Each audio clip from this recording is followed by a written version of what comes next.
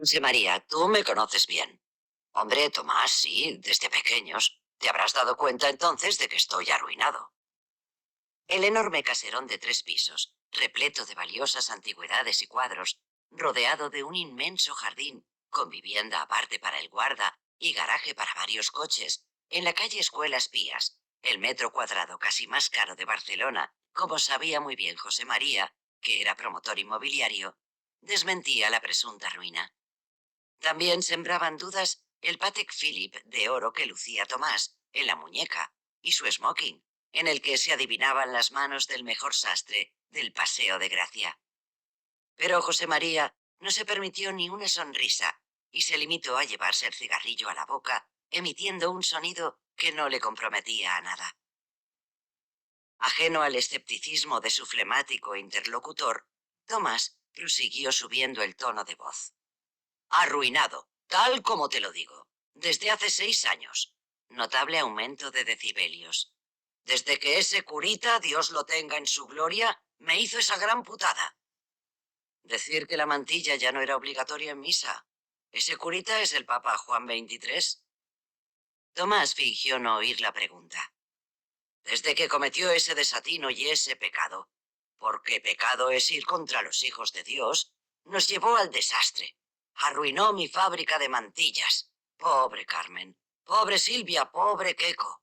Dejó sin pan a mi familia y a centenares de personas. Vamos cuesta abajo sin frenos. ¿Por qué la gente no mide sus palabras? Hablan a tontas y a locas. Es que los papas ni siquiera conocen la iconografía cristiana. ¿Cómo se apareció la Virgen a los pastorcillos de Fátima? ¿Cómo? Dime. Era el 22 de octubre de 1968. La casa refulgía como una antorcha, contrastando con los tonos suaves y sugestivos del crepúsculo, mientras esos dos hombres elegantes hablaban en la terraza, esperando a sus mujeres para ir al Ritz, al baile de debutantes que se celebraba una vez al año. Carmen, la mujer de Tomás, estaba terminando de arreglarse en su habitación, y la de José María aún no había llegado. Por la empinada y angosta calle apenas circulaban vehículos y se oían con claridad las campanadas graves de la iglesia de San Vicente de Sarriá, a pesar de que estaba bastante lejos. La chica de servicio, impecablemente vestida con uniforme negro y cofia, apareció llevando una bandeja de plata con unas copas de champán y unos platitos con avellanas y aceitunas. El anfitrión cogió una copa y con ella señaló a la muchacha. Rosa, a ver, ¿cómo iba la Virgen en Fátima? La mujer se apuró ante tal responsabilidad. Ay, señorito, yo de eso no sé. ¿Qué llevaba en el pelo, joder? No es tan difícil. Rugió Tomás fuera de sí, haciendo gestos con las manos alrededor de su cabeza. ¿Cómo sale la Virgen en las estampas? A Rosa empezaron a temblarle las manos, tintinearon las copas y estuvo a punto de dejar caer la bandeja. Pero José María la cogió, la puso sobre la balaustrada y con una sonrisa que quitaba mordiente a sus palabras, le dijo a su amigo: Deja en paz a la muchacha, Tomás. Ya te contesto yo. Llevaba velo. Tomás, apaciguado, masculló. ¿Velo? ¡Mantilla! No te creas que no me he informado. San Pablo, en su carta a los Corintios, reprende a una mujer por no llevar velo. San Pablo, nada menos, que será santo por algo, digo yo. Y este tal Juan no sé cuántos, ni es santo ni nada. Juan XXIII era un papa apócrifo y ateo, un endemoniado. Concilio Vaticano II, concilio arruina familias, lo llamo yo. Movió la cabeza a un lado y a otro, alargó el labio inferior y por un momento pareció que iba a ponerse a llorar. Y es que Tomás Montané respiraba por la herida. Cuando el Papa Juan XXIII inauguró el Concilio Vaticano II, el 11 de octubre de 1962, dio a entender que ya no era obligatorio que las mujeres se cubrieran la cabeza en la iglesia. Era domingo, el día anterior, Tomás tenía más pedidos de los que podían atender, y el lunes estaba arruinado. Y no solamente su empresa, sino las 47 que existían en España, las 40 de Italia, las 27 de Francia. En los almacenes de Montané y Hermanos, Fábrica de velos y mantillas, blondas, tules, especialidad en lutos y pañuelos de seda. Es decir, la fábrica de Tomás, los fardos destinados a los mayoristas europeos, que cancelaron sus pedidos inmediatamente, se tuvieron que vender a un precio muy inferior a países sudamericanos, México y las comunidades católicas de Estados Unidos, que continuaron aferradas al velo y al latín, sin dejarse contaminar por costumbres modernas y pecaminosas, por mucho que el Papa Yeye, como lo llamaban las revistas, las hubiera aprobado. Estados Unidos. Ahí el negocio estuvo a punto de reverdecer laureles y remontar a alturas estratosféricas. Porque a Tomás, que se consideraba un genio de la publicidad, entre otras muchas cosas, cuando se enteró de que habían matado a Kennedy, se le había ocurrido una idea audaz, que tuvo que poner en práctica de manera inmediata. Consiguió que el embajador Garrigues le hiciera llegar a Jackie, así la llamaba él como si fueran amigos, una mantilla para cubrirse en las exequias fúnebres de su marido. Tomás había esperado esa ceremonia con el ansia del que espera el sorteo de Navidad, que lo tiene que sacar de la miseria. ¿La llevaría? ¿No la llevaría? Quizás tendría una mantilla familiar o preferiría incluso recurrir a uno de sus sombreritos. Por muy católica que fuera, eran más de su estilo. Él, que apenas probaba los cigarrillos, el día del funeral se fumó un paquete entero.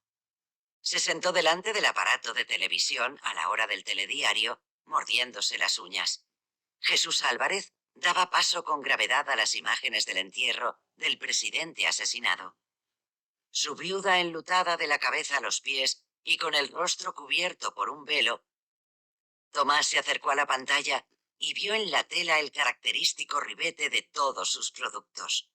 Lo llevaba, era el suyo y lo llevaba. ¡De Muntaner y hermanos! ¡De Muntaner y hermanos! Se puso a gritar como un loco y se hincó de rodillas dando gracias a Dios. Lo había conseguido.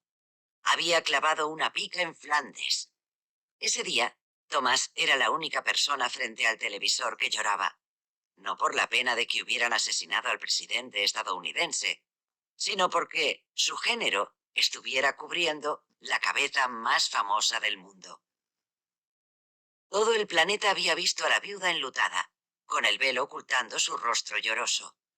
Había aparecido en toda la prensa, desde Brasil a Filipinas, desde el Tíbet hasta Marruecos. Bueno, en el Tíbet quizás no, pero esa imagen se convertiría en el símbolo de toda una época. Le dijo a su mujer, que también estaba impresionada: Carmen, esto es una bomba, aquí y en Pompeya. Si mi padre levantara la cabeza. La mujer se había atrevido a objetar: Tomás, no quiero ser aguafiestas, pero si tenemos que vivir de las viudas de presidentes asesinados, apañados estamos. El marido no se dignó contestarle. La pobre era tan corta de miras. ¡Hala! Al peluquero y a la modista, que para otra cosa no valía. Había insertado una nota de pago en La Vanguardia diciendo que la mantilla que llevaba la señora viuda de Kennedy provenía de los afamados talleres de Muntaner y Hermanos. Su secretaria había guardado todos los recortes con las fotos de ese gran día y lo halagaba como solo ella sabía hacerlo. Señor Muntaner, esta hazaña pasará a la historia. Él se hacía el modesto. No, Elvira, no. Se llama ojo comercial. Solo soy un humilde tendero, pero piense que lo he mamado desde la cuna. Aunque es verdad que a nadie más se le hubiera ocurrido. Sí, el golpe había estado bien. ¿Pero de qué le había servido en definitiva? ¿En dinero contante y sonante? Una carta de agradecimiento y para de contar. Miseria y compañía. Ni un pedido extra, nada. No se podía dar marcha atrás al reloj de la historia.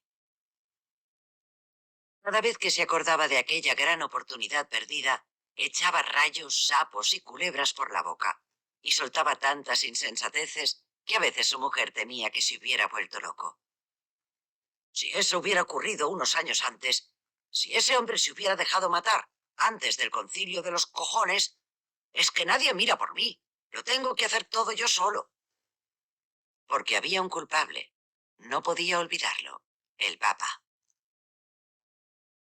Tomás Montané, como siempre que se tocaba el tema, que era cada día, desde ese fatídico 11 de octubre de 1962, lo había arruinado, parecía a punto de sufrir un ataque de apoplejía.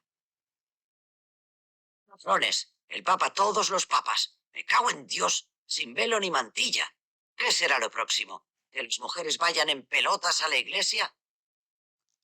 José María Llorens, hombre de humor irónico, no en vano se había educado en Inglaterra y estaba casado con una irlandesa, se llevó el cigarrillo a los labios para tratar de evitar una carcajada. Si te oyeran tu mujer o la mía...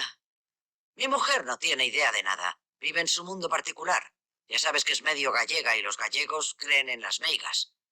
De pronto se volvió hacia él con una determinación ciega, agitando los puños como en medio de una rabieta infantil. ¿Sabes lo que te digo? Que sin velo no se puede ir al cielo. Estoy convencido. Tranquilízate, hombre. No se puede ser tan radical. Los católicos no opinan así, y lo sabes. Los católicos, los católicos. Se mofó con voz meliflua y luego lo miró con fingido asombro. Pero no hables de los católicos como si tú no lo fueras, que me estás pareciendo un hereje. Quizás la nueva misa es más cercana.